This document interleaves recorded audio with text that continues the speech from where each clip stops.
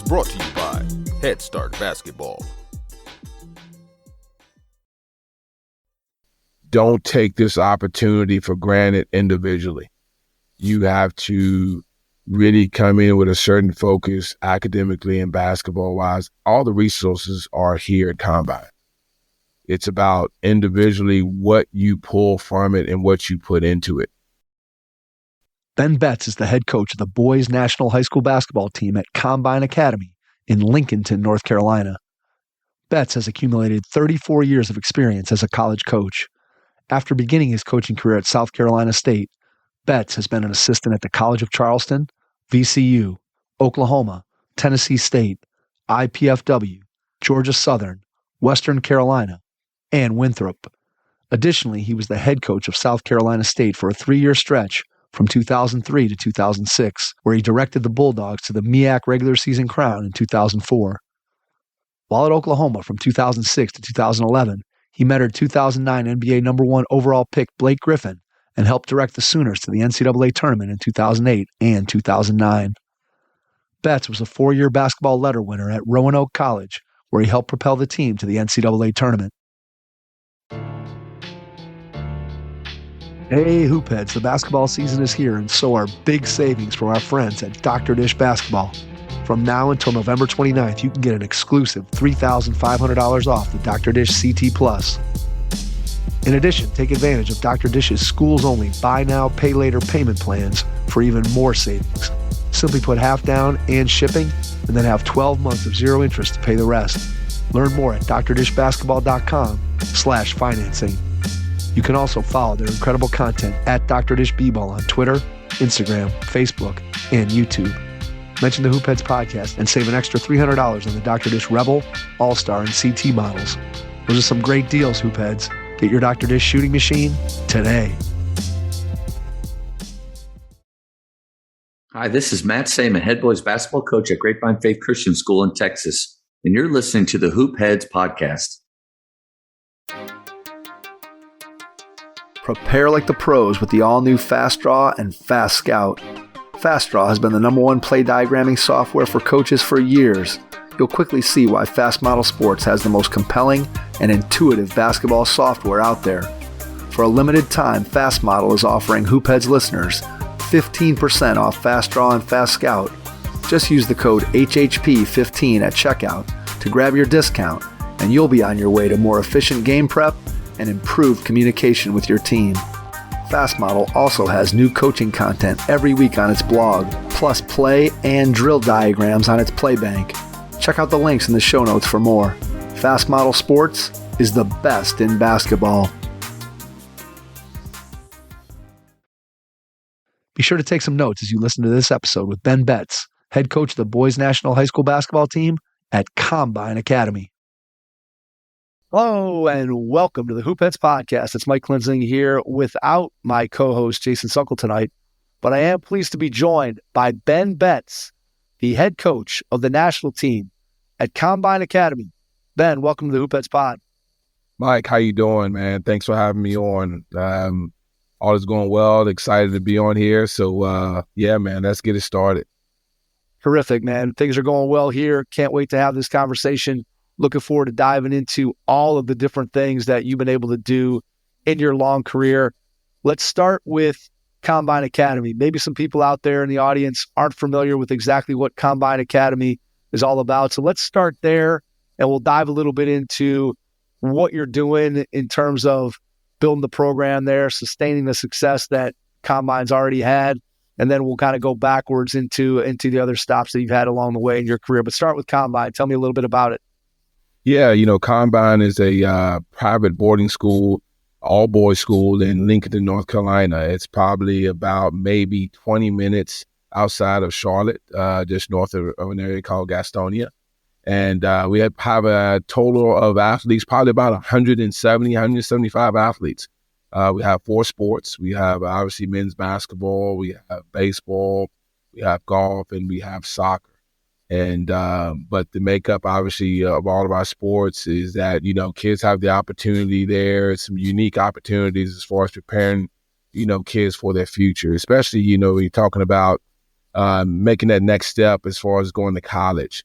But then also, it's a place in which everything, for a normal student happens on campus. And kids live on campus for most of them. There are some commuters, but kids go to class on campus. They eat all their meals on campus. So it's really almost like a small college setup. I mean, to be honest with you. But obviously, from a basketball standpoint, they've had a ton of success here with basketball. It all kind of started as kind of like a post-grad program years ago, and then it's kind of evolved into the national team with the high school team, and actually the national team is kind of the baby here at Combine, and it's unique in a way, not only from a developmental standpoint, where our guys have the opportunity to really get better and get prepared for college, but then also, there's so many things that are just built into our guys and their structure just daily. And a big part of that is that, from 8 a.m. till 6, 7 at night, it's academics, it's basketball, and it's all about the developmental piece of it. And then, we really do some unique things with our schedule. We play some really good competition. We are a team that's a part of the Overtime Elite Basketball League, which is based out of Atlanta. And in the OTE, we're the Blue Checks. But then also we play our regular national scholastic schedule with Combine, and, we're the Combine GOATs. So it's a unique schedule. We'll play 50-plus games, and but it's a composite schedule in which both schedules are kind of intertwined a little bit, and but playing some really, really neat events. But the OTE piece is it's where we play some really, really good competition. And but then also we'll play in some neat events. It's a really good competition on the scholastic side as well. Tell me what made this job, this opportunity, the right one for you. What makes it a good fit for you? What attracted you to the job? Well, I've been familiar with Combine for years. Actually, in college, would come here and recruit guys, and so there was a familiarity with the program. But then also with me being an assistant coach at Winthrop University, it was also, and I still live in Rock Hill, so I commute. So it's about 45, 50 minutes away. And, but yet, when the found out that the position was open, at that time, even guys were recruiting a guy off the team last year. But started having conversations with ownership, and really, it was about 4, maybe 5 Zoom calls, and but each one of those conversations, it just got more intriguing because I had the opportunity to really see what it's like on a day-to-day basis, as opposed to just being that college coach coming to watch a workout and taking off and leaving. Mm-hmm. But yet, really getting the chance to see, how it operated on the day-to-day and the infrastructure, and, ownership is fantastic, where, really explained a lot of things of how, obviously Combine initially formulated, but then, kind of the vision of where they are now. And so for me, it was a unique opportunity. One, and now in this day and age, especially with the game and how the game is changing, and, there's a lot of things around it now, especially at the college level, but I felt it was an opportunity to really help youth on the front end, if that makes sense. Because, and I've said this to every one of our guys in our program, and any guys that are considering Combine, is that nowadays, more than ever, you have to be ready to step foot on a college campus. But, having the opportunity to do that at this stage, which I thought was a unique opportunity to really help guys grow, develop, really have a good understanding what college is all about, but then also utilize some of my experiences to hopefully share and help that. But then also, it's an opportunity for me to be a head coach again. But, here at Combine, we have some really, really good players. We play a great schedule. But then what we do on the day-to-day and the just the whole setup and how everything's run and operated. It's really beneficial for the students that are here. But then for me to be a part of it, it just seemed like a great opportunity. Tell me what some of the things that you bring to the table with your extensive background as a college coach. What are some things that you feel like you're uniquely positioned to be able to bring to the athletes that are a part of your program in terms of what you just talked about, which is preparing them to set foot on a college campus, both as a student and also as a basketball player? Yeah, the thing about, with me and my experiences, I've been fortunate to be at a number of places at a variety of levels, but yet and had the opportunity to coach a variety of athletes. But a couple of some of the key components, which I think I can really help, and is that not only obviously the basketball standpoint, developing and just really getting better as a player, the mentality that you need, but then preparing them kind of for what's really ahead in the sense of like the day to day. I tell our guys, you got to be ready physically, mentally, and now even emotionally, if that makes sense, these days. But yet, with my experiences, that I want to treat it like a college program, if that makes sense, because to be honest, that's all I know. Right. But, yet still having the opportunity to operate on a day-to-day, like, in some scale that a college program would be operating. So that goes from, not only the academic component of just helping guys understand the importance of having good balance. You have to prioritize, what you do. But then, the academic piece. So the unique thing about Combine is that all of our classes and the structure of our classes is extremely similar to what the setup is at a college, meaning like you're going to take certain classes on Mondays, Wednesdays, and Fridays, certain classes on Tuesdays and Thursdays. You have that opportunity to, even like at Combine, we have dual enrollment. So kids can take honors classes, they can take AP courses, they can take dual enrollment courses, which can certainly transfer with them to any institutions that they decide to attend. But then, that makeup of the academics, and then you tie in, we lift weights in the morning at 8:00. We have a skills class, and then we do their core courses, the English, the math, the sciences. And then we come back and we practice from 1:15 to 2:45. Then we go back and we lift weights as a team again, at 3. And then, like now we're about to get prepared for games. So now we come back and watch more film. And then, guys get back in the gym at 7:30 at night. So our guys, they do a lot in a day. Probably maybe in some cases or some instances, maybe a little bit more than what a typical college student would do in a day, or a college student athlete. So, having the opportunity for me to just those experiences of what we do on the day to day and how we operate.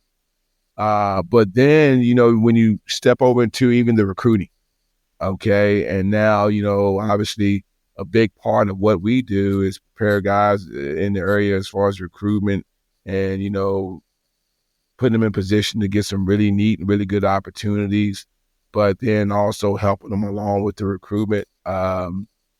It's for me, obviously, I have a really good perspective on it in the sense that my thing is I want to help those guys, one, get those opportunities, but then help them prepare for it, but then also with the recruitment process, helping them really understand, of what when a school is really serious about you, and some of the details of the recruitment, and then how it all kind of goes along, and the decision making process, and just kind of things to kind of have your antennas up about, and so that they're able to make, or at least a really, really good decision about the place they're thinking about attending, and feel good about it and feel like they're a priority, but then also know that process has been fun for them. But then also where they've kind of, been able to get all the information they've needed to kind of get to that final decision. Absolutely. How has the portal affected, well, first, I guess we can talk about how it affected you in your last year or two as a college assistant as that comes on board, and then how you're able to utilize that knowledge to be able to help your student athletes at Combine to be able to sort of navigate that world where, as a college coach, and I've heard from lots of different people and lots of different conversations, that it's much tougher for high school kids than it's ever been, simply because I'm a college coach and I go into the portal and I can find somebody who is already a proven college player and also a proven college student, right? Somebody who can handle being away from home and handle the classwork and all those things. So just how do you think that the portal has affected kind of the players that you have at Combine and what their process looks like? Yeah, it's affected them tremendously in a sense that it's made it obviously more difficult. And I think, especially if, let's say, if you are a recruitable high school student athlete and their families, I don't think still a lot of people are aware or have an understanding on how the transfer portal in college is affecting them now, and how it affects their recruitment. And, it's hard for probably, let's just say right now, 2025 student athlete going through the summer, is thinking about the recruitment, can't quite understand why, they're not getting the interest that they thought they would, or maybe not getting the level of interest that they're getting at that particular time. Whereas, or maybe even some aren't getting the notoriety, maybe after their junior year, and all of a sudden, man, they're excited, they're ready to really jump into the spring, and it's just not where they thought it would be. And what probably a lot of them don't understand is that, this portal, not only just, it's ongoing once the portal opens, for student athletes in college. Absolutely. And, now college programs, some, it's just the nature of it, just have it made up in their mind that that's where they're going to recruit from. Yep. It is what it is. And, their recruitment is going to be largely involved with just going in that portal and recruiting student athletes. Well, like twofold, like let's say now we have a 2025, it's the fall. You ought to be thinking about an early signing period, and now you don't have maybe the offers that you thought you would. And now for someone who hasn't had a really good feel about what this portal is about and how it operates, I think a lot of times they're not prepared even 1 or 2 years earlier, if that makes sense, because they just kind of think, okay, it's going to move along, and when I become that senior, I'm gonna be fine. I'm gonna get the interest. Where you have to now really be, if you are a 26, if you are 2027, you have to really be doing all the things to prepare yourself, as you move along for that recruitment process, and knowing that, colleges, they're going to look at the student athletes in the portal first, just the nature of it. Now, don't get me wrong, some of the higher level athletes, you're going to still get recruited. But then, whereas like even the fall, and you got to kind of have an understanding about it if you're a parent or a student athlete, like now it's probably the biggest window. The fall for the early signing period is probably the biggest window for a high school student athlete to get an offer and sign. Yep. When it gets to the spring, don't get me wrong, it doesn't mean that you still can't, get that opportunity, but it really might not be what you felt it was going to be, or maybe the school of your, not necessarily your choice, but it's going to look different. Absolutely. And so just trying to educate them on that. And now you have to be, I think, even smart about where you decide to go, and know that too, you got to be open to all avenues and all opportunities. And I think that's very, very important. And I think that what happens a lot is that, I'm just using this for an example, that kids get so set on, oh, I've got to go D1, I got to go D1, I got to go D1. It's okay nowadays to go Division II. I'm just being honest. Because what happens, you know, you go to a place and you're able to just step into a program and play. And sometimes college coaches use that term, a body of work. And I'm not saying you have to make that decision and knowing that you're going to transfer, by no means, but having the opportunity to get on the floor and play and make a significant impact where you are, you know, yes, that can still create, it's different paths nowadays to get to where you want to go. So that doesn't mean that's a bad decision or a tough decision or unwanted decision. You have to go to Division II, or maybe go to a school that may not be the level that you thought it was going to be. But at the end of the day, like nowadays, you have to be ready when you go in as a freshman. Let's say if you do go to Division I, anywhere that you go, you better be ready, because now here's where the transfer portal can also affect you in a negative way, where all of a sudden it's not going well and you're not prepared. And well, you know what? Now you might, I'm just being honest, you might get forced into that portal, Right. because you weren't prepared or didn't take the proper steps to really get ready, have the right mentality as far as stepping foot on a college campus and understand what it's about. Because now there's so many other things around it. You know, the NIL space and all that stuff. So, you know, it's just trying to educate and give them as much information, and just being being sometimes brutally honest. And that's where now you have to be, because if you don't, you know, you could really kind of be facing some disappointment, but then also, you know, just kind of, be put into a space where, you know, you don't want to be stubborn and say, well, no, I don't want to do that. And you just have to have a different mindset and be open-minded about it. Yeah, I think the big thing there is, right, you're able to provide a firsthand view of what that looks like. And as you said, to be able to have those brutally honest conversations and be able to tell a player, hey, this is the level that you're at, or this is where your offers are coming from, or this is what you need to think about.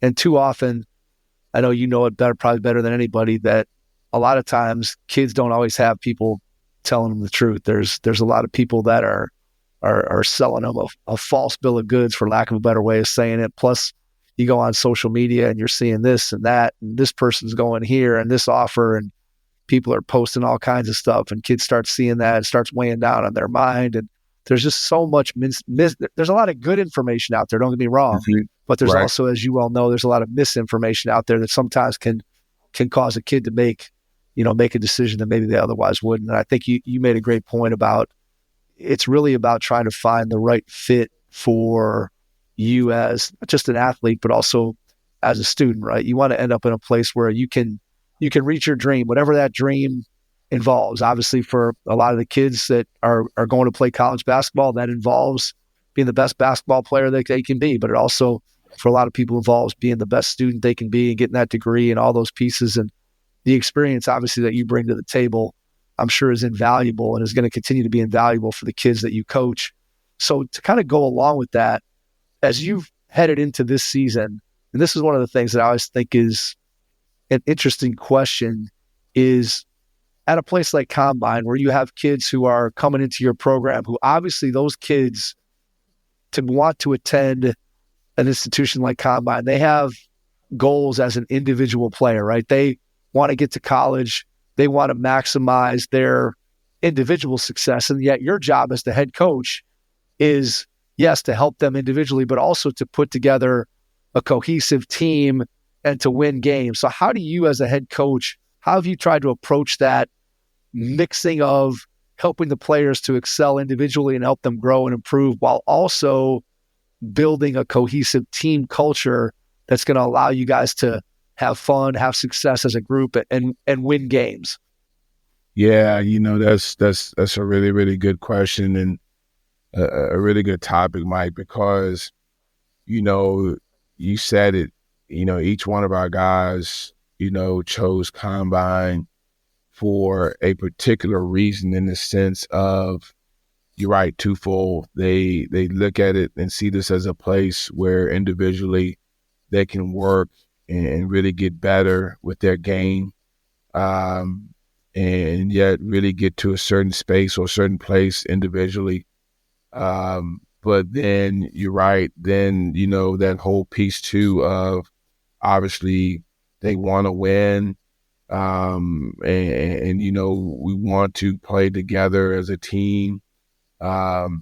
Each guy has come from his own situation in a way that he may have been the main guy, like a lot of places, and kind of been, the guy at your school, but now you're in a place in which, like you hear about in college, where everybody was the guy.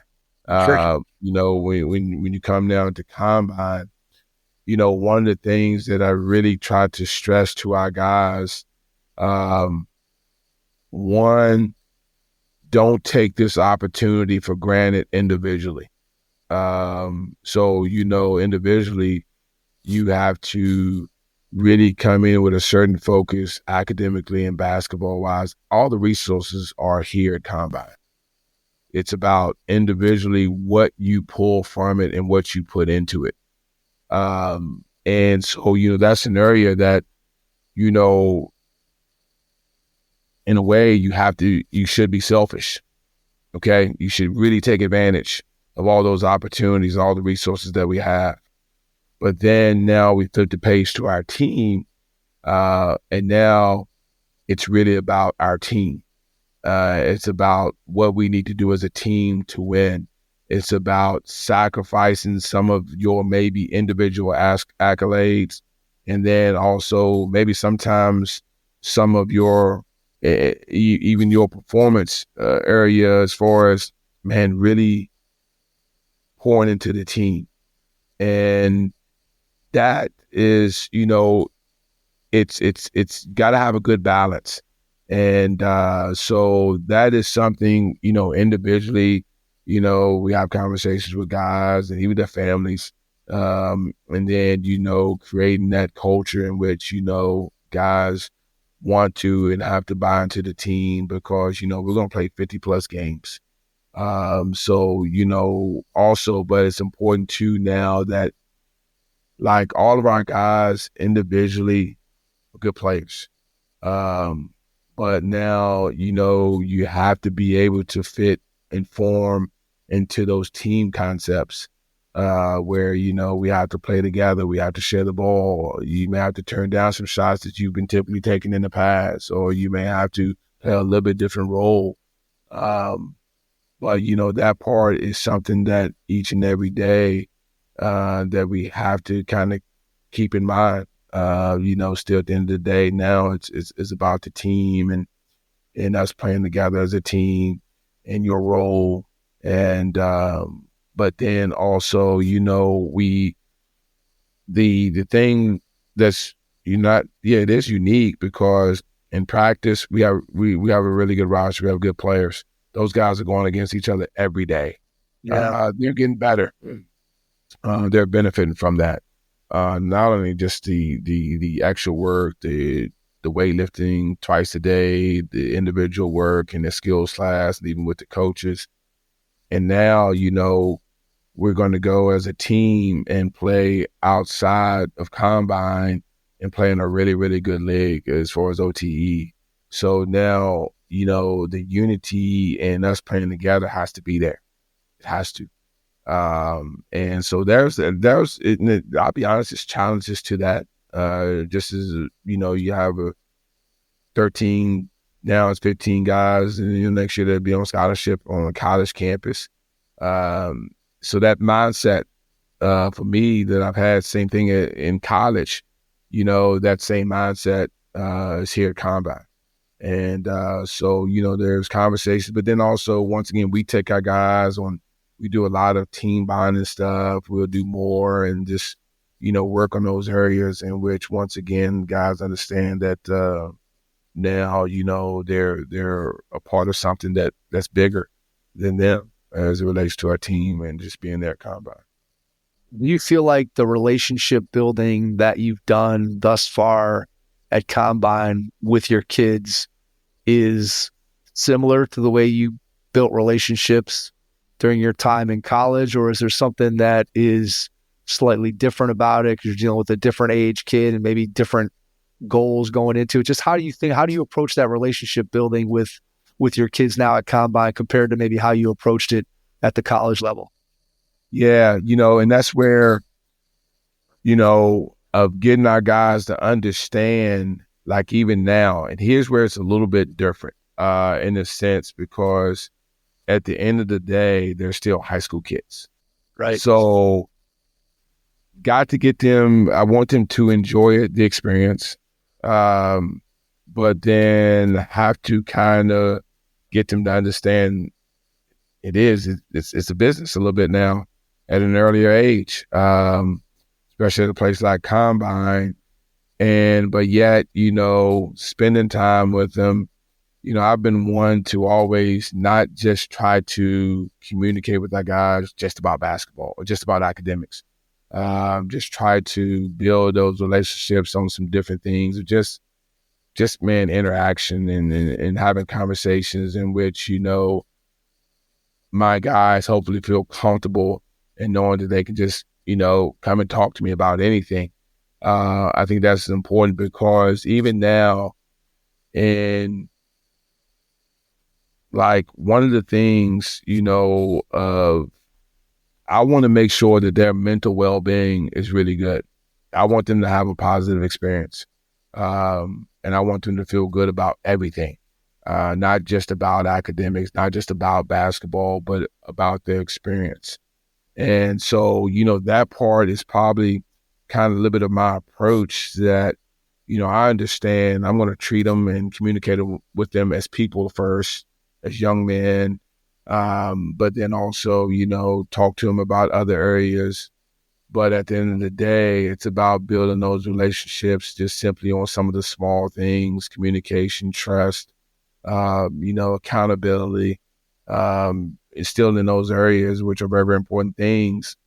But like I said earlier, I still have to remember that they're high school kids.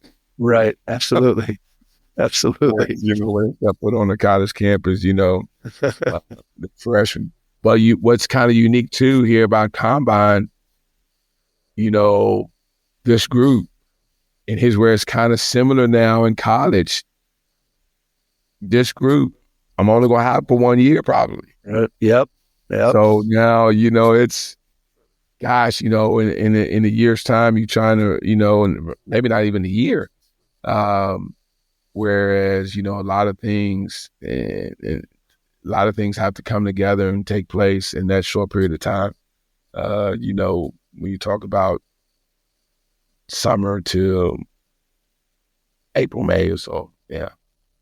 Talk to me about the basketball planning process that you went through in terms of how you want to play.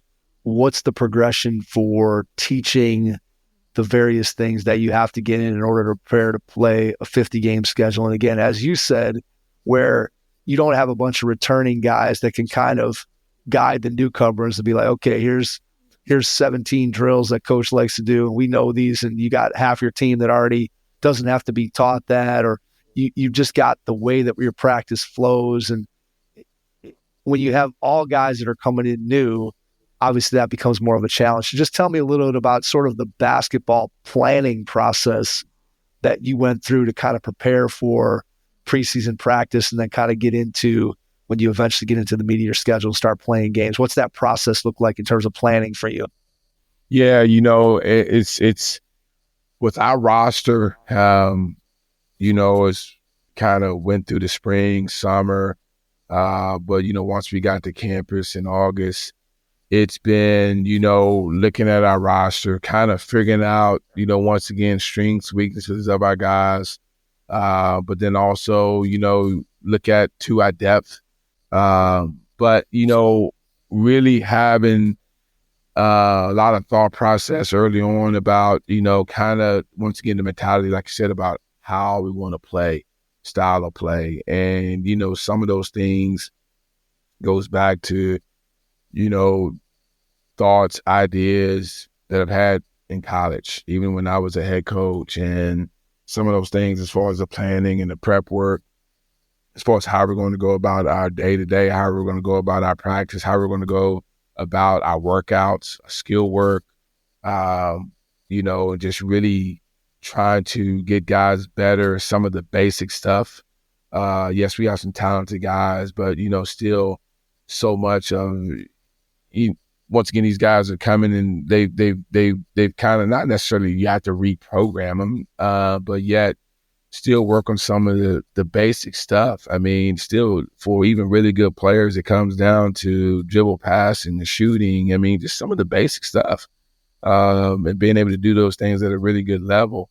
But then, once again, that you take personnel and just really kind of look at how you can put them in a position to be productive and looking at their strengths and really kind of hone in on those strengths, but yet figure out some things too, like each individual guy, just one or two things that, they need to get better at. Because, like now we've had like our guys got here in August, and, we probably let them get settled with classes. We did some workouts and stuff, but, we got going with practice. And the thing about, here Combine, and like, you have other things that are going on. So you have to be able to adapt. For example, you may go into a week of practice, and obviously I'll know ahead of time, but then come Friday, Saturday, Sunday, you may have 3 guys on visits. So now my week goes from Monday to Thursday. So now I've got to, look at how we're going to practice, how we're going to, so your planning changes, because things like that do pop up. But, also, I have to take into account really like Combine. I have to take into account that like, when it hits the fall live period and coaches can come to the gym, well, I have to kind of account for that in some ways because, once again, the makeup of the practice and giving our guys the best opportunity for coaches to see them. And, right. When coaches come to the gym, yeah, they don't mind seeing a few drill work, a few things, drills and that kind of thing. But, they want to see guys in live action. So, just making sure that those segments are in place when we know there's going to be a heavy load or consistent load of coaches coming by to see guys. And so, that part. And then after, some of that settles down, you're really getting ready to get prepared to play games. And that's where, even at Combine, we have, we go from 1 o'clock, roughly maybe guys have classes up to maybe 1, but sometimes we would start maybe around 1:15 and we go to about 2:45. Then so now you really got to maximize that amount of time. And sometimes it may mean, shortening some areas or maybe not doing certain things to make sure that you get X, Y, and Z in. But then it comes down to, once again, some of those basic things to try to make sure our guys are doing a pretty good job at it, and then continue to build on it and, get them, like right now, and we're going to open up on Friday, play 2 games. But we are probably nowhere near as far as having all the things in as we need to, which that's kind of the case for a lot of teams this time of year. Right. That's the way it goes. All right. So that's kind of the overarching plan of kind of how you prepare and get ready and look at your roster and figure out what you're going to do. What about day to day? You're planning a practice for tomorrow. What's the process look like for you sitting down? Are you at the computer? Are you a pen and paper guy? Are you looking at the previous day's practice footage? Just day to day, how do you plan a practice? What does that look like? Where are you sitting when you're doing it? Is there anybody else with you? Are you planning it yourself before you share it with assistants? Just what's the process you go through? Yeah, so, I'll get in the office like, obviously this is a game prep week. So obviously before I left the office, just jotted down some things I knew we had to get in that we may not have gotten in today or may not have covered that well, or maybe just need some more work at. I'll jot down those things. I'll continue to watch our game prep film of our opponent. But then when I get in the morning, it's about building that practice from our warm up to what we're doing in our breakdown as far as our skill work to make sure that what we're doing is applying is stuff that's going to be, once again, a part of our game prep. The things, a couple of keys, whether it's on offense or on defense. But then, even tomorrow is going to be a little bit different because now we're going to be one day out. So now I want to shorten some of our segments. And so there's a priority as far as what we're going to do, the amount of time we're going to spend on it. I know there's a certain amount of time that I want to have a cutoff point. That, okay, this is where we're going to end it. And there's going to probably be 2 maybe live segments. Then, we're going to walk through some things. There will be some other stuff like the drill, the ball handling and the shooting and stuff like that. That's going to be good for our guys individually. But then I really want to kind of really put a lot of focus on what we're going to be doing as far as offensive execution, and then how we're going to be defending some things as it relates to our defense. And then any kind of special situations, which we'll talk about, like our press offense and even our press defense. And we may touch on a little bit of under out of bounds. Those would be some things that we probably wouldn't do as much of on a regular day, especially under out of bounds or even working on our press offense. But, we know these some things that, we just got to make sure, maybe even get a quick late game situation in. Just so, we're prepared. Anything may rise in the game that we need to be prepared for. Just so obviously we may not work on it for a 20-minute segment, but, as far as the day before, we can't do everything, but at least we can touch on some of the things that are going to be key components as far as our game and make sure that we kind of get our guys prepared for it. And then we'll probably just have a little short, brief walkthrough on our opponent. And then we'll wrap it up and probably do a short film session. How do you anticipate using film with your guys during the season once things get going? Yeah, the film piece, we're going to use that quite a bit. And even the last few days this week, we've been able to dive into some film and watch some film, and we'll utilize that a lot. I mean, we have our synergy accounts and stuff like that. So, we'll be touching on that. I'm not one to go with long, lengthy film sessions, but yet be able to kind of put together some edits and clips for our points to be focused on, and try not to give our guys too much. At the end of the day, I still have to remember, once again, they're the high school guys, and sometimes they just want to get out of there and go get on the video game. But I have to just make sure that there's a couple of things that, once again, that can be reminders for them and things that would kind of stick with them in their mind, trying to throw too much at them. Just give them a couple of things to think about. More team stuff versus individual stuff, or just how do you balance those two out? Yeah, definitely more team stuff. And, whether it's, just some things that, once again, key points, like it may be from our last scrimmage, just some things about us defensively or even offensively, but definitely certainly more team stuff. And then, we'll, as we now kind of get into, games and now more of our season, we'll even bring guys in individually for some quick sessions, on both sides of the ball and do it from that standpoint as well. And even sometimes maybe in position groups. Got it. Makes sense. And I think, again, the use of film, like you said, there's a fine line right there, right? Because, I mean, we all know what a good teaching tool film is. And yet at the same time, I think you make a great point, especially when you start talking about with high school players, the attention span may not always be as long as we as coaches would like it to be. And so you have to make sure that you give them the appropriate length of whatever it is that you're trying to do, or else you're going to lose all the effectiveness that all the time you put in preparing that film is going to go out the window if it's too long and they're not getting out of it what you hope that they would have. So I completely can relate and understand that. The nice thing is I always joke, because again, as an old guy, I think back to when I was playing and watching film in college in the late 80s, early 90s, and you got the VCR and coach is clicking the button and it's going 3 minutes past the thing he wanted to review to, and you're watching it.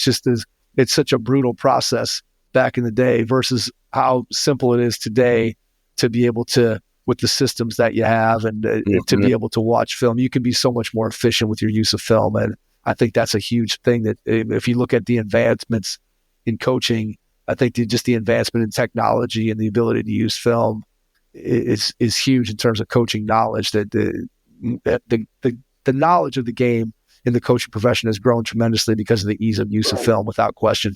Right. Yeah. Yeah. And that's the thing too. Like, now you can send stuff to guys to their phone. Yep. Exactly. Yeah.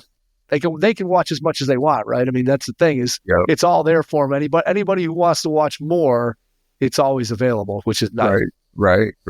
Yeah, absolutely. Hey coaches, we know you're invested in the next generation of athletes, so why not give them the star treatment this season with Game Changer, a free app that provides you with the tools to help your players improve. Review game film, game stats, and cumulative season statistics with your team to keep players motivated all season long. Live stream your games for free and enjoy automatic highlight clips. Download Game Changer now on iOS or Android. Game Changer equips your team with the tools they need to stay engaged. Download it today and make this season one for the books. Game Changer. Stream, score, connect. Learn more at gc.com/hoopheads. That's gc.com/hoopheads.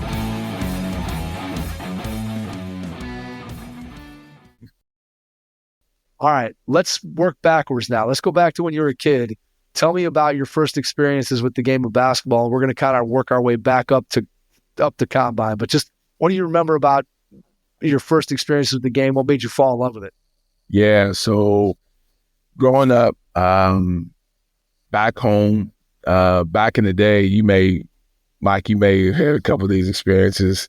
Well, we had a dirt court back there in the backyard. We made our own goal. We bought the rim, made the whole shebang. So, but my dad made mine with a wooden pole and cut the fan backboard out of a piece of plywood. So I'm right there with you. There you go. I'm right there with you. That's right.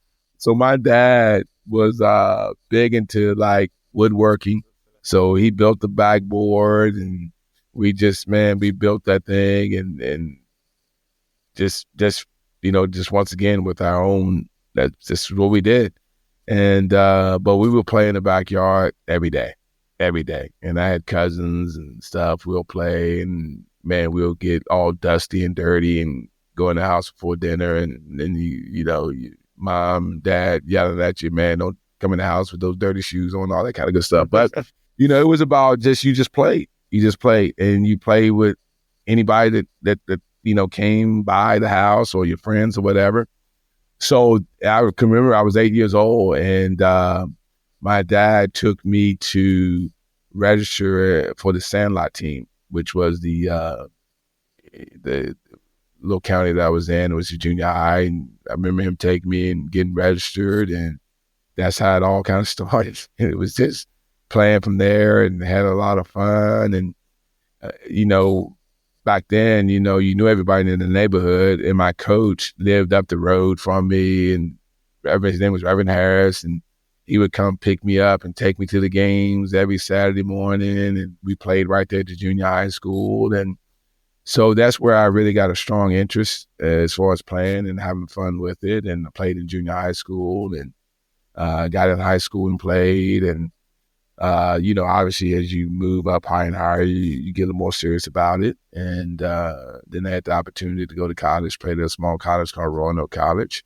And had a great experience there, some great coaches, Ed Green, Paige Moyer, and that's where probably, the whole thing about coaching, especially after my senior year in college, I was going to take a job, come back to my high school and teach and coach. And I really got interested in the coaching thing. And that's kind of how I got started. My college coach at the time, Paige Moyer, knew the coaches at South Carolina State, and that's how I started as a graduate assistant. But you weren't thinking coaching as a high school player at all, or when you went to college. What were you thinking about as a career-wise, or were you just a clueless 18-year-old like the rest of us?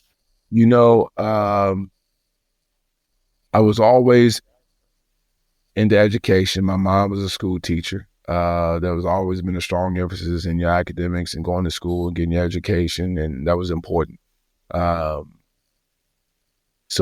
I think probably the piece, especially, as I got to probably maybe my junior and senior in college, I felt at the time that I was going to go teach school. Yeah. Okay. And then probably, get into coaching. And, but the whole college thing, I had another buddy of mine who was 2 years ahead of me. He did a graduate assistant ship, and he got on a position at Maryland. And so I really, I went to some camps and stuff and there, and I got really enamored about the whole coaching thing. And at that time, one of the main ways, or at that time, to get into college coaching was go be a graduate assistant. And so I remember, after my senior year, my college coach at the time, as I mentioned, Paige Moyer, we jumped in the car and we went to my first Final Four. And it was a big thing then the whole facade. You go to the Final Four, you go to the host hotel, you work in the lobby, you see who you can meet, you get their name, right. You get the information, you get back home, you write them notes. And that was, those guys, they didn't know who I was. Just sending notes back to everybody. Kids today don't know how easy they have it. Just firing off a bunch of emails. It's crazy. I think back to, so I graduated in 92. Okay. And when I graduated, I really thought that what I wanted to do. And so what's interesting about hearing you say kind of when you started thinking about coaching. So when I was playing, I never once ever thought about being a coach. Honestly, never crossed my mind. No, not even for a second. I was just a player. It never crossed my mind. And then I graduated and kind of I don't know. I think my playing career is over. I'm probably not going to get an opportunity to go play anywhere. And now how do I stay involved in the game? And so the year that I came out is the year the NCAA cut back from 2 GAs to 1. And so I sent out, I remember my college roommate had a dot matrix printer and an old Tandy Radio Shack computer, with the green letters that you could, so I'm typing out these letters to every coach. I probably sent 180 letters out just on this dot matrix printer and trying to find the addresses and all this stuff.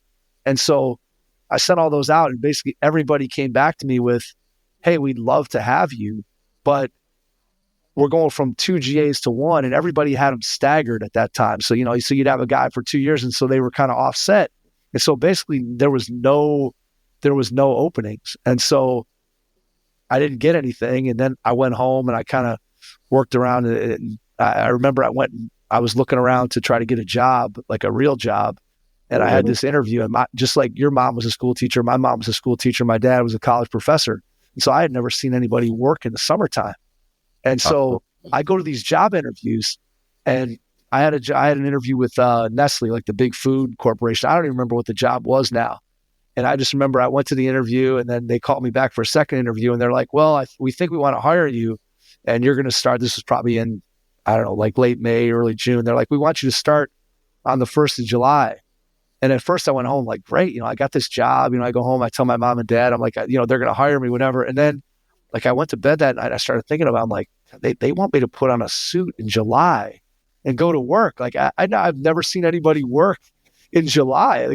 I've never seen anybody do that. I don't know that I want to do that. And so then I ended up going back to school and getting my teaching certificate and just going the high school coaching route. But I just think about, again, had the NCAA not made that ruling on the GAs, I probably would have ended up getting a GA job and gone that route, and my life would have been, who knows what path I would have been on. But it's just interesting, again, how different people come to coaching when some people are drawing plays up on a napkin when they're 8 years old and they know they're going to be a coach even while they're playing. And then there's other people like me who I never even thought about it for 1 second while I was playing. And all of a sudden my career's over. I'm like, well, now I got to figure out a way to stay involved in basketball. So let me see what I can do to try to get a basketball job. So it's interesting how we all come to those positions. Mm-hmm. Yeah. And you're so right. Like the past now, even it's a lot different to get into college coaching, and it is. There's just different avenues to go about it. And but it's the game has changed, the profession has changed, but still in a lot of ways it's still the same. A lot of it is about networking and and all that good stuff. And but it's been really good for me. I've enjoyed it. It's been a lot of fun. Met a lot of people. That's the thing. How just even in basketball, how so much it just goes full circle. Yeah, it's crazy. Yeah. It really is. Mm-hmm. Tell me about that first job search when you graduated from college. What do you remember about trying to find that first job and just the people that helped you to get there? And then when you got that first experience coaching, obviously you thought, hey, this is something that I want to do. But thinking back to that, did you know immediately, like once you got that job, you were like, man, I know I'm in the right place?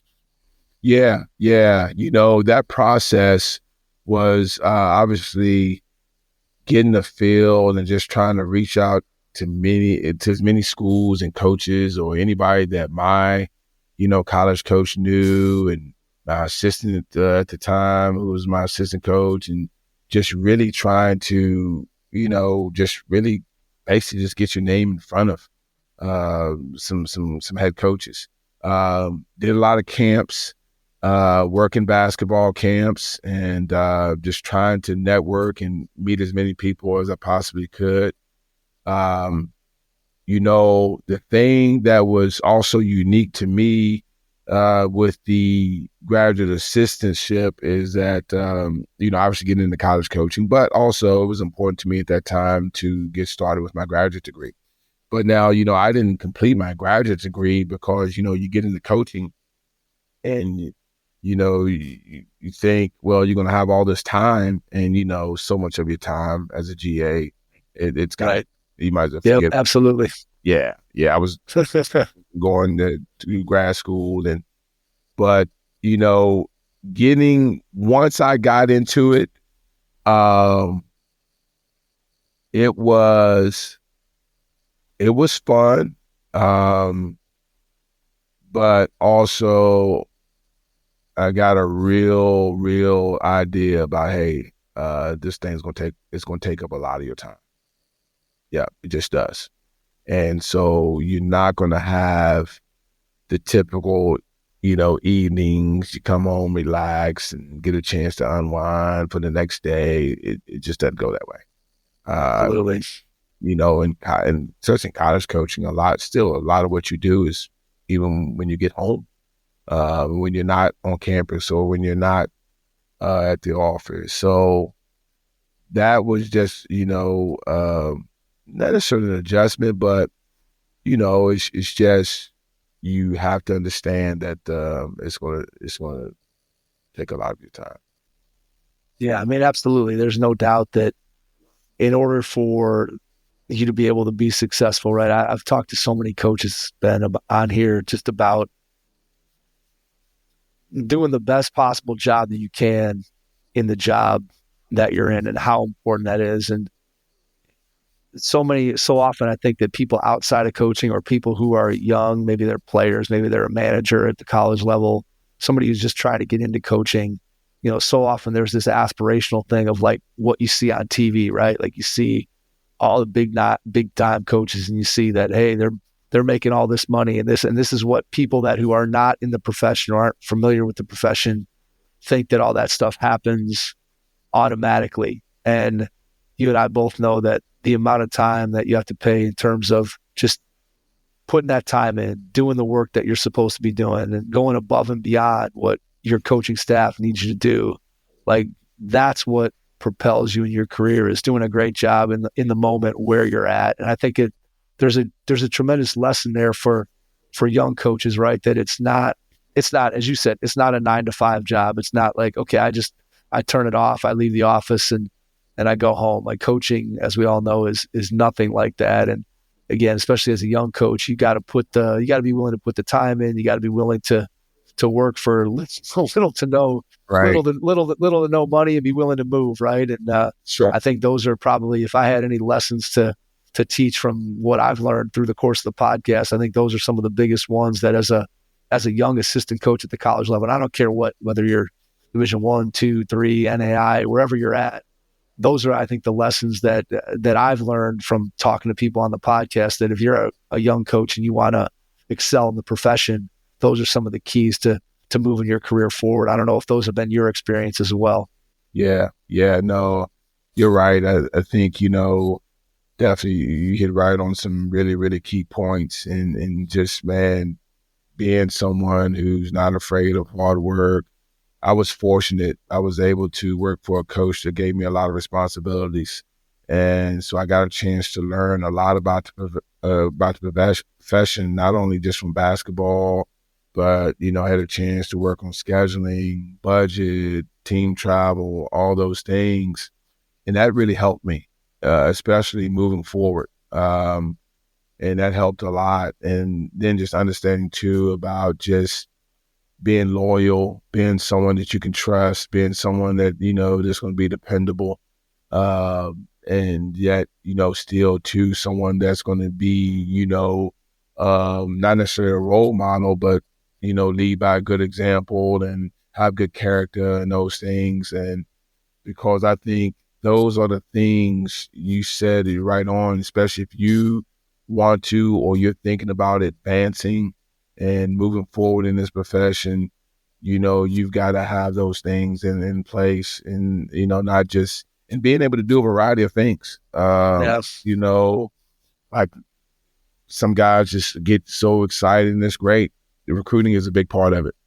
But nowadays, even staffs now, just different areas of being able to, the player development piece, being able to really connect and have good relationships with the guys, but then also position, skill work, and being, eager to get in the gym with guys.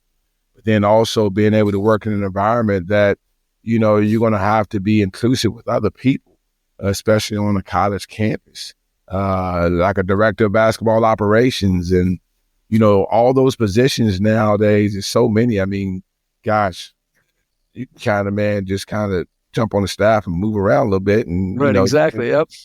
Be able to do the right thing. You could have a whole bunch of different job titles, right? That's right.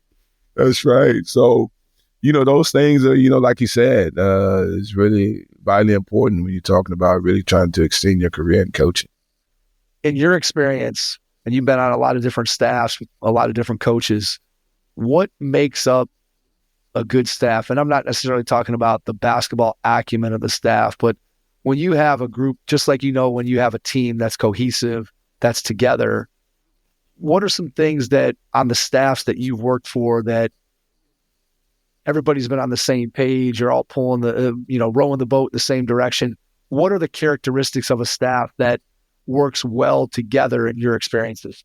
Yeah, I think, definitely being on a staff in which, especially as an assistant, you got to put your ego aside. I mean, you got to, once again, it's kind of a little bit like the player we talked about of, man, being able to, once again, you have to really be bought in and working with guys and then trusting in each other. I think, like, even nowadays, it's important that you all get along and have good camaraderie away from the office, away from the gym, where, your coaches, you enjoy just, man, being with each other. Because I think at the end of the day, as an assistant coach and even as a head coach, your staff has to be on the same page, and has to be echoing the same thing, and has to be ready to pour into the team. It can't be about, one particular coach. If you're an assistant, you certainly have to have a good understanding and make sure that you're relaying that message or that mentality with your head coach. But then also, if you're the head coach, you have to also make sure that, once again, that you're getting everybody included in their own way, but then also making sure that you have an environment that that, man, your coaches will just come in and work their behinds off for you each and every day. And I think that's like, some of the same things that you're trying to implement in your team, you have to implement those things in your staff because they have to be able to have an incredible, work environment together. And but yet, have balance too, because even as on those staffs, you all have your own roles. So, you have to accept your role. You have to work and certainly do your role at the highest level. But then I think it's important to nowadays, even more, you have to have a staff, and that's everybody, to be able to pour into those guys. You have to, because now, you talk about, let's use an example like the transfer portal. A lot of this is just being able to recruit the guys that you have. Right, exactly. And making sure that they're in a good space and that they want to stay and they feel good about staying and feel good about where they're at. And then, once again, helping their well-being, helping them in every facet of their lives, whether it's basketball, academics, mentally, all those things are very, very important. When you're on a staff, in your experience, did you like better when you had a defined role? And maybe, I don't know if this question is going to make sense to you, but a defined role where, let's say, like, okay, Ben, you're in charge of our defense, or you're in charge of our special situations, or did you prefer to kind of have your hand, and I'm talking about, again, on the practice floor, your hand in where every coach is kind of coaching everything, for lack of a better way of saying it? So I guess a defined role versus, of course, sort of overseeing the whole thing. Obviously, as the head coach, you're the CEO, you're overseeing everything. But as an assistant, how did you feel about just, again, having a defined role versus it being maybe less defined and kind of put your hand in a lot of different areas, if that question makes sense? Yeah, I like probably more just maybe that defined role because I think that helped. Not that I couldn't do other things, but that helped me to really focus on what I needed to focus on. But then also it helped me to focus on what I needed to deliver to the players. So that, and that's where I think when guys understand that and can accept that, then that's where I think it's a direction or a directive to the players that they know, okay, where they're not hearing 10 different things. They may be hearing 5 different things from one person, and that can be where their focal point can be. But also I think that's helps the coaches too as well, because I think when you start to get into this, that, I got this, then all of a sudden I think that's where now it can be a breakdown in the message that's going to the players. But then also I think it could be a breakdown as far as what's really getting done amongst the staff, if that makes sense. Well, it does, absolutely. So I think that part, being able to have those certain areas that you can focus on, doesn't mean that you're not good enough in other areas. But right, for sure, staff, it just means, okay, you need to be, that's your area, and that's where you need to really be really good at it, and making sure that, because I think it still at the end of the day, it all is, man, how we're getting it to the players, and to making sure that their messages are clear, so they can, there's no confusion, that takes out the the breakdown where, once again, something just didn't get communicated to them right, or they don't know who to go to for answers. Something. Right. Little game of telephone there. Right. Yeah. All right. Let me ask you this. So when you were the head coach at South Carolina State, it kind of goes along with the same topic of conversation. Was it easier or hard for you to delegate as a first-time head coach? Because I think one of the things that I always find to be interesting is we'll talk to coaches, and a lot of them will say, either my first job or my first couple years in the job, I kind of felt like I had to be in everything. I wanted to be a part of this and this and this and this and this. And then as time goes on and I feel more comfortable, or maybe I'm my second head coaching stint or whatever it might be, that I realize that as I released some of those things to my assistants, who obviously I've hired because of their expertise and what they bring to the table, that it made me a better coach and it made my program stronger. So when you think back to your time as a first-time head coach at South Carolina State, just how was that delegation piece for you? Did you find it easy, hard? And just how'd you go about that, thinking about how you worked with your staff? Yeah, I think probably the area of that, probably early on, I did a lot of just wanting to, or just laying out the system. So I did a lot of that. But also at the time, I was a first-time head coach and had a new staff that was new to them. So for me, I did a good amount of things, but yet there were areas I knew the importance of being able to delegate. And one of the reasons that I felt like it was easy for me is because I had always worked for coaches that handed me stuff, delegated things to me. And sometimes, it was a lot of things. Once again, having those opportunities to do a lot of things, I felt helped me. But then also, as when I became a head coach, okay, I know certain things. Okay, yes, I have to delegate that to my assistants, and and then have the communication there to make sure that things are getting done. So that part. But when it came to probably just me wanting to lay out the basketball piece of how I wanted things done, how I wanted workouts to go, those first maybe month, I did a lot of that, myself.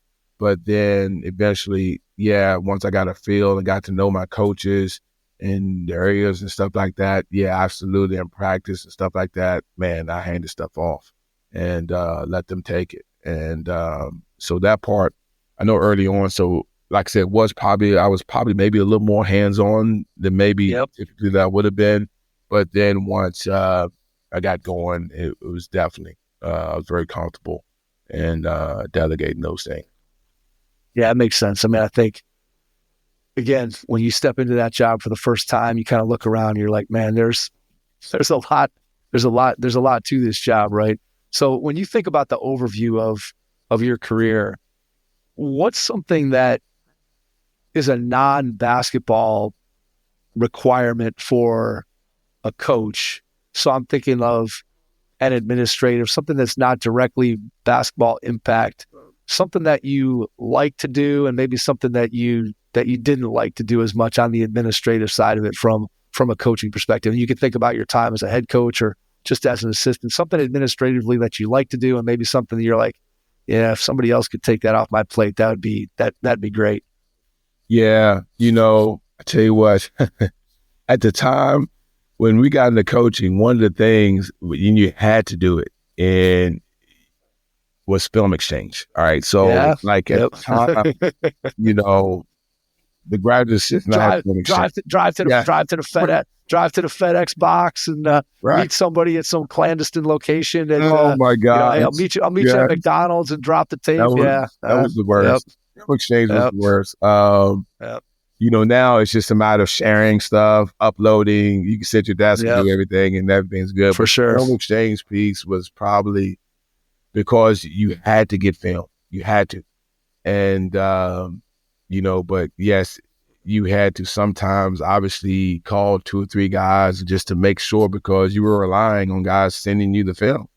And so sometimes there were things out of your control that obviously the film man getting there was could be a disaster. So, but I can remember that being something. It was like, gosh, if I had it my way, man, I would just, if there was a way to do it differently, gosh. But it's certainly, in the game that's evolved tremendously now from those, VHS. Absolutely. Tapes. Absolutely. The thing that probably the most is just like on a college campus, just interacting with a variety of people, whether it's people in the dining hall or people in housing or the academic advisor, because those people are very important in your guys' day to day, and making sure that those things, that's part of that experience. Nowadays, once again, that may not be someone or people that I interact every day with, but when you want to make sure that those kind of things are in order, that just helps everything kind of run smoothly. But those would be, just having the ability and opportunity to do that. Whereas even like now, that's kind of changed some. For most nowadays, you can kind of work in your area. You may not even have to leave the arena because so much can be done over email or, for example, like Zoom calls and meetings. Right, for sure. Yep. Where there used to be a lot more interaction on campus, when you were a coach back then. And I kind of missed that a little bit. I'll be honest. In my last, years, just being able to, I enjoy just going up on a college campus and just, walking from one building to the other and interacting with people and that kind of stuff. Because those kind of things are just kind of really getting a chance to, kind of for people to get a chance to know you, not just see you on the sidelines, but and things like that, just interacting and getting a chance to build some relationships, with people on campus and even in the community and stuff like that as well. I just feel like the energy on a college campus, like I've had the opportunity to go and visit some schools. My daughter's a junior now at Denison here in the state of Ohio, and going and visiting schools with her. And then my son is a freshman at Ohio Wesleyan, so he's going to start his season here in a little bit. So excited for that. But going and doing college visits with him and walking around on college campuses, Ben, like honestly, I could say I'm there. I'm like, man, I'm jealous of you guys getting the chance to just go back into this environment where there's so much energy and just so much opportunity in front of the young people who are there. And I just, every time I step on a campus, I'm just like, man, it's so fun to be there. And sometimes I look back on my own experience. I don't know if you've ever done this, but I look back on my own experience. I'm like, man, I wish I would have taken advantage more of some of the things that my university had to offer, as opposed to, I was kind of, again, I was a really good student, but I was a good student in the sense of I got to do my schoolwork and get it done and get my grades and do all those things. But the learning piece of it, if I go back and think about 54-year-old me taking the same college curriculum that I took back when I was a kid, how much smarter I would have come out of it, how much more I would have learned than I did when I was, between the ages of 18 and 22. I just think the opportunity, again, like you said, to be on a college campus and to get out and interact with people, it just always, to me, feels like a place where there's just an energy and a level of opportunity that you don't see very many other places in society. And I can completely relate to what you were talking about there, of getting out and the ability to interact with other people on campus that are, again, hopefully going to be supportive of your program, right? Right. That's true. Like it's so much of just, so much like nowadays is social media piece, and, it's not, some places I'm sure there's more than others, but just that interaction.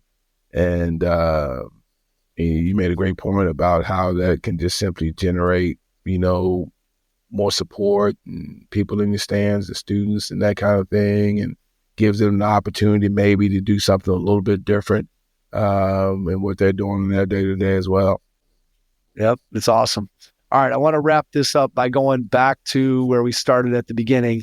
So getting back to Combine, and ask you a final two-part question. So part one is, when you think about the next year, what do you see as being your biggest challenge? You're about to tip off on Friday, play some games for the first time. So your biggest challenge.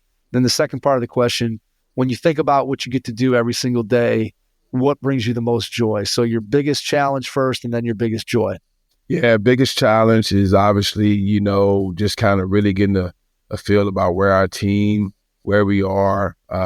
We've had a chance, we played a few scrimmages and stuff like that.